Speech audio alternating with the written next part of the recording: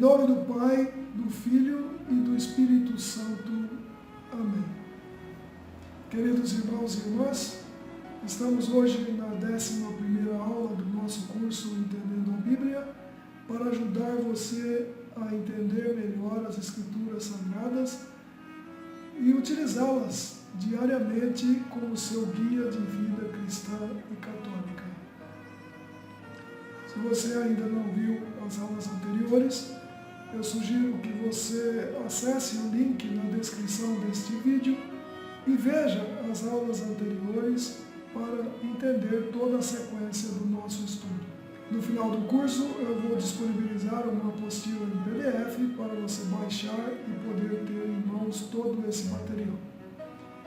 Mas é importante que você acompanhe diariamente as aulas e aprenda a entender e praticar a palavra de Deus em sua vida. Hoje vamos aprender como manusear a Bíblia. Para manusear a Bíblia, para ler a Bíblia, é necessário seguir alguns passos.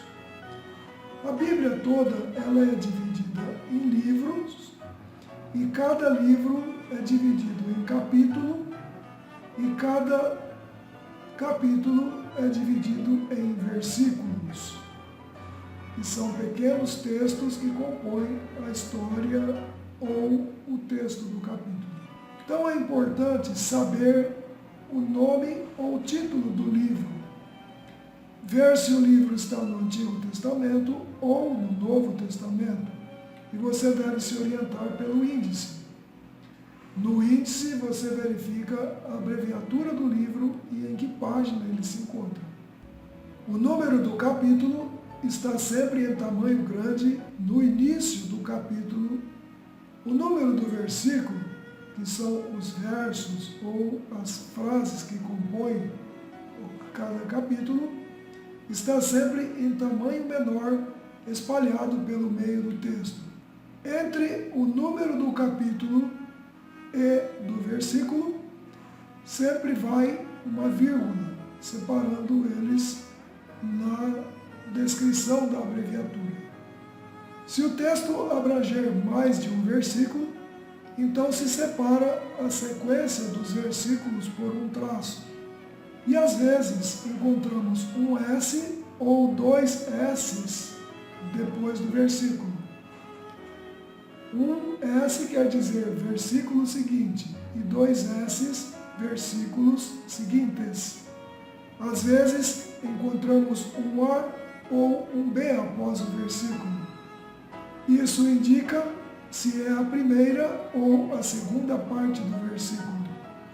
Isso acontece quando o versículo é formado por uma ou mais frases. Vamos analisar então essa primeira indicação de abreviatura. MT 4,23-25. MT é o nome do livro, Mateus. O número 4 é o número do capítulo, separado dos versículos por uma vírgula. E o número 23 a 25 são os números dos versículos que compõem a citação bíblica. Portanto, se lê Evangelho de Mateus, capítulo 4, versículos de 23 a 25. Abreviaturas da Bíblia Sagrada. Em índices e citações bíblicas, é comum o uso de abreviaturas para se referir aos textos. Um dos formatos convencionados segue este padrão. Os dois pontos separam o capítulo dos versículos. O hífen indica uma faixa contínua de versículos. A vírgula indica uma sequência não contínua de versículos. O ponto e vírgula inicia um novo capítulo do mesmo livro ou não, se for seguido de uma nova abreviação. Vamos ver alguns exemplos.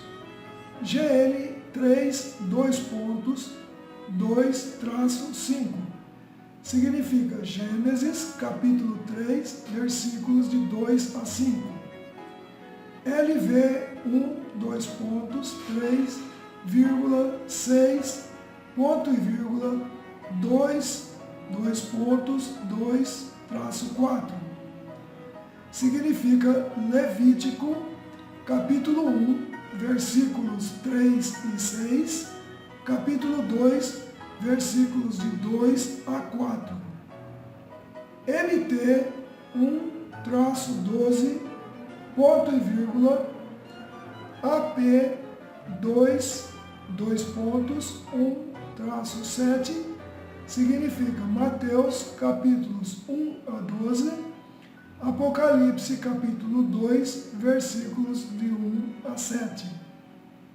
Na Bíblia, existe um índice no final do livro, onde você pode encontrar as abreviaturas dos livros em ordem alfabética. Por exemplo, no Antigo Testamento temos AB, Abidias, AG, Ageu, AM, Amós e assim por diante. No Novo Testamento nós temos AP de Apocalipse, AT de Atos dos Apóstolos, CL de Colossenses, CO, que é a primeira carta aos Coríntios, EF, Efésios, JO, João, JD, Judas, LC, Lucas, MC, Marcos, MT, Mateus, RM, Romanos e assim por diante. Vamos conhecer agora qual a diferença entre a Bíblia católica e a Bíblia protestante. Existe uma diferença quanto ao número de livros. O Novo Testamento da Bíblia evangélica e o nosso são iguais, 27 livros. Mas o Antigo Testamento da Bíblia evangélica ou protestante não possui 7 livros que fazem parte da Bíblia católica. A Bíblia dos evangélicos não possui o livro de Judite, Tobias, Sabedoria, Eclesiástico, Baruque e o primeiro e segundo livros de Macabeus. Além disso, o livro de Daniel na Bíblia protestante não tem os capítulos 13 e 14. Os versículos 24 a 90 do capítulo 3 e não tem também os capítulos 11 a 16 de Esther. Existe uma explicação para isso. Os judeus eram radicalmente nacionalistas, por isso achavam que Deus só poderia inspirar os livros escritos na língua dos judeus, que era o hebraico e o aramaico.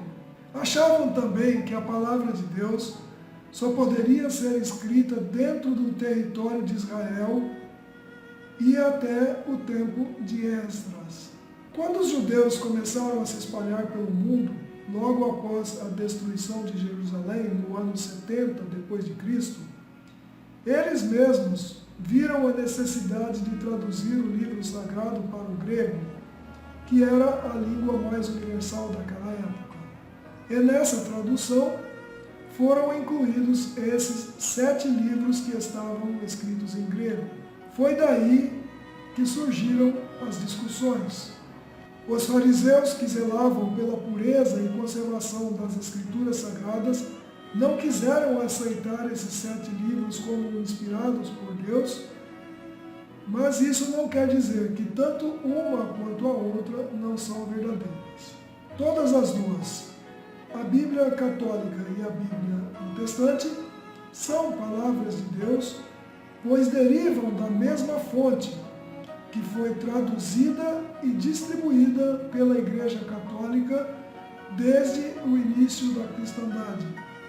E nisso temos São Jerônimo, que foi o principal tradutor dos textos sagrados. É interessante a gente analisar agora e conhecer como se compunham os partidos políticos na época de Jesus. Os saduceus eram grandes proprietários de terra, membros da elite sacerdotal, controlavam o Sinédrio e o Templo de Jerusalém e cultuavam a Torá. Escribas eram intérpretes da lei, das Sagradas Escrituras. Eram os doutores que atuavam nas escolas rabínicas. Os fariseus eram compostos de várias camadas sociais. Eram minuciosos nas regras de pureza, que incluía a separação das pessoas, dos homens e mulheres, entre os seguidores de Deus e os não seguidores. Foram criticados por Jesus e acreditavam na imortalidade da alma. Os zelotes eram dissidentes dos fariseus, pretendiam expulsar os dominadores com armas. Foram zelotes Simão e Judas Iscariotes. Os essênios eram puritanos que viviam em comunidades fechadas, Qumran, perto do Mar Morto. Praticavam o celibato e viviam de muito trabalho e aguardavam a vinda do Messias. Para concluir essa parte do nosso estudo, é importante a gente notar que este estudo mostra a compreensão da Bíblia Sagrada. Ela deve ser acompanhada da leitura e meditação dos santos livros que compõem esta maravilhosa obra inspirada por Deus e que até os dias de hoje nos ensina e nos ajuda a levar uma vida santa e pura. Una-se à pastoral do Evangelho em sua paróquia e participe ativamente do trabalho de evangelização. Comece com sua família. Ensine seus filhos, parentes e amigos a cultuar o estudo das Sagradas Escrituras. Sabemos que não é fácil aplicar todos os ensinamentos em nossa vida, mas quanto mais nos interessarmos em compreender melhor o que Deus quer de nós, mais feliz será a nossa vida e estaremos irradiando amor e paz por todos os lugares onde passamos. Que Deus nos abençoe nessa caminhada. Meus queridos irmãos, assim a gente encerra esta parte do nosso estudo e nas próximas aulas nós vamos aprofundar um pouco mais no conhecimento dos evangelistas, Mateus, Marcos, Lucas e João, fazer um estudo do livro do Apocalipse e abordar a questão do sofrimento na perspectiva cristã e a imposição das mãos na unção dos enfermos. Se você está assistindo esse vídeo pelo YouTube e ainda não se inscreveu no canal, você não sabe o que está perdendo.